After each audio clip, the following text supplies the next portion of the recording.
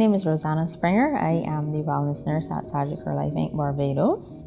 For me, I think everyone in society, everyone, whether from children right up to adults, everybody should know about these various cancers. And because this focus is really on breast cancer, you have to know what to look out for.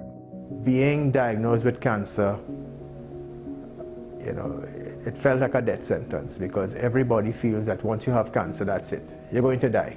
I mean, everybody dies, but you're going to die of cancer sooner than somebody else.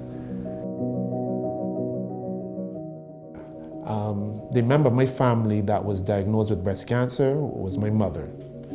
She was diagnosed with breast cancer August 2005. Strangely enough, this was after she was given a clear diagnosis in the previous year, 2004, after going through a mammogram and an ultrasound.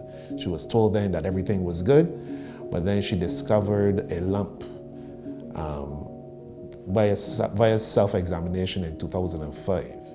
In 2016, I had a heart attack also. I had a heart attack. And I was prepping for an angiogram through the General Hospital.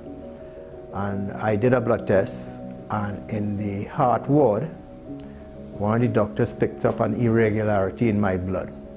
And they referred me to the hematology clinic, that's the blood ward in the hospital.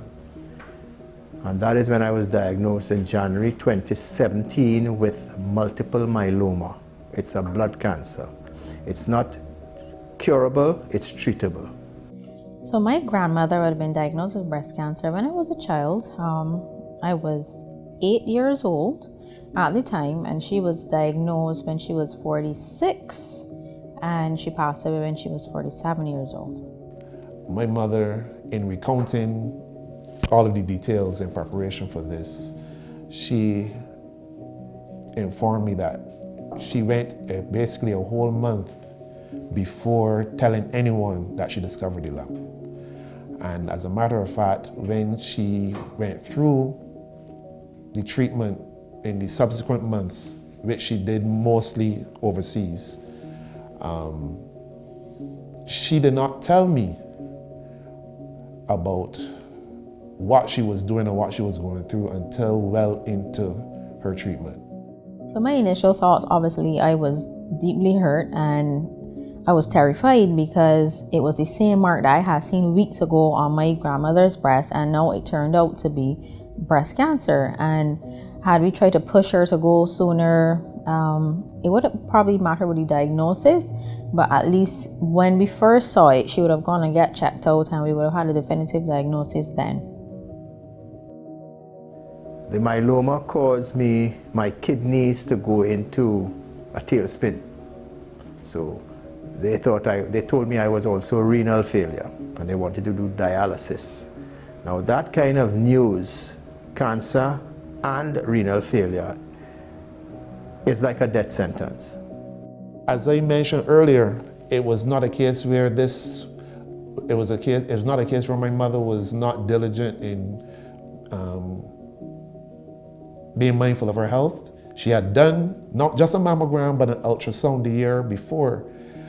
Strangely enough, she was given an all clear then, but when she discovered the lump in 2005, and she went back to her doctor and she was referred to a specialist, upon examining her, the specialist seemed to be of the mindset that this would have had to have been long-standing.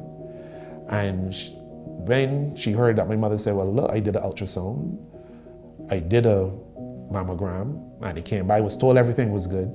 She immediately asked for the images. And when she received the images, she said she was able to identify the problem area from the images. I became very edgy, touchy, and then I went into a depression.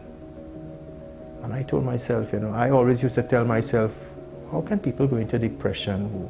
Why get depressed?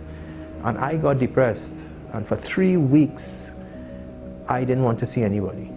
I didn't want to talk, I didn't want to come out of my bed, I didn't want to eat, I didn't want to bathe, I didn't want to even brush my teeth. I didn't work for 3 months. And I had to go on medication. And it's only after the medication I was able to come to terms with what I had. It more impacted us than it impacted her, because to be honest, my grandmother had so much grace throughout that entire period, and she's such a fighter, and she was so grounded in her faith, and spiritually she had accepted her diagnosis. She made peace with it, and she would always say, oh, don't cry for her, she's going to meet her maker soon.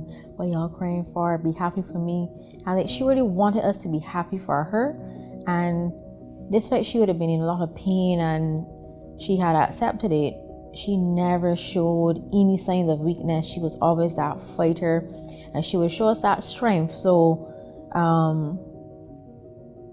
we took it harder really than her, to be quite honest. What I would like to tell persons is that while they have their health, which is not guaranteed, you can be healthy today and wake up and find a lump tomorrow. While you still have your health, try to safeguard that health by being proactive and trying to live a healthy lifestyle and everything, yes. But even persons that live a healthy lifestyle can still come down with cancer. I would tell them to have strong faith, very strong faith, and hope, and stay with positive people. Some things that you need to understand when it comes to breast cancer is the importance of prevention, education, screening, and also early detection to save your life. Always do your research, even from changes to your diet. You have to research everything and be strong. You need to be strong, and you need to be encouraging and help them to get through all the challenges that they're going to be faced with. So why wait? Why not be proactive? Why not have your annual screening? Allow for early detection, which allows for better chances of survivorship against breast cancer. There's no need to wait. Late detection often means a lot more possible suffering, a lot more pain. It means a lot more, dare I say, negativity on the body when we could be proactive, along with screening, early detection, and therefore increased survivorship of breast cancer.